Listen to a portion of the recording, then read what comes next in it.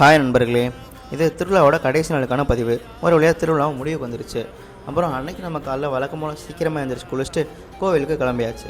ஏன்னா நம்ம அண்ணன் வீட்டு பக்கத்தில் இருக்கிற 2 பாப்பா பாலக்கூட எடுக்கிறங்கிறனால நம்மளே அவங்க துணைக்கி கூப்பிட நம்மளும் சீக்கிரம் கிளம்பி போயாச்சு. சரின்னு அவங்கள எல்லாரையும் கோயில் வரை கொண்டு போய் விட்டுட்டு அடுத்து வாடா ஒரு மாடல் ஷூட் இருக்கு, போய் அந்த மாடலை பார்ப்போம் அவரை கூப்பிட அங்கே போய் பார்த்தா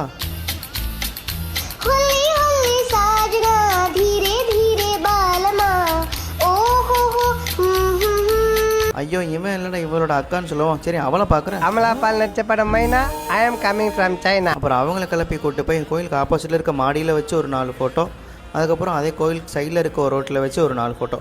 நாங்கள் போன நேரமாக என்னத்துல எங்களை தவிர மற்ற எல்லோரும் ஃபோட்டோ எடுத்துகிட்டு இருந்தாங்க. சரின்னு அதை எடுத்து முடிச்சுட்டு 2 கிலோ கறி கொடுங்க பையனை மட்டனை வாங்கி மனமாக வீட்டில் கொடுத்துட்டு அப்புறம் ஜெனியனோட சிங்கப்பூர் மாமா ஒருத்தர் வந்திருந்தாப்ப அவரை பார்க்கறே கிளம்பி போயிட்டோம். சரி நான் அவரோட கொஞ்சம் நேரம் சுற்றிட்டு அவர் பொண்ணுக்கு பர்த்டே இருக்குங்கிற காரணத்தினால கேக்கு ஆர்டர் கொடுத்துருக்கேன், அதை வாங்கணும்னு அங்கே கூட்டிகிட்டு போயிட்டார். சரி அதை வாங்கிட்டு வர வரல நமக்கு ஒரு இளநீர் பாயாசம். அப்புறம் அதை குடிச்சு முடிச்சுக்கிட்டே நம்ம அப்படியே கோயில் சைடு கிளம்பியாச்சு. ஏன்னா எனக்கு லாஸ்ட் டேங்கிற காரணத்தினால சீக்கிரமே ஆரம்பிச்சிடும். ஈவினிங் ஆரம்பித்தது நைட்டு வர போயிட்டே இருந்துச்சு. அப்புறம் வழக்கம் போல் திருவிழா முடிஞ்சதும் வான வேடிக்கைகளோடு முழுவதும் முடிஞ்சிருச்சு. அப்புறம் இன்னொரு விஷயம், அடுத்த வருஷம் தான் இனிமேல் திருவிழா பார்க்க முடியும். அதனால் அது வரை இணைப்பில் இருங்க. ஓகே நண்பர்களே, டாடா பாய்.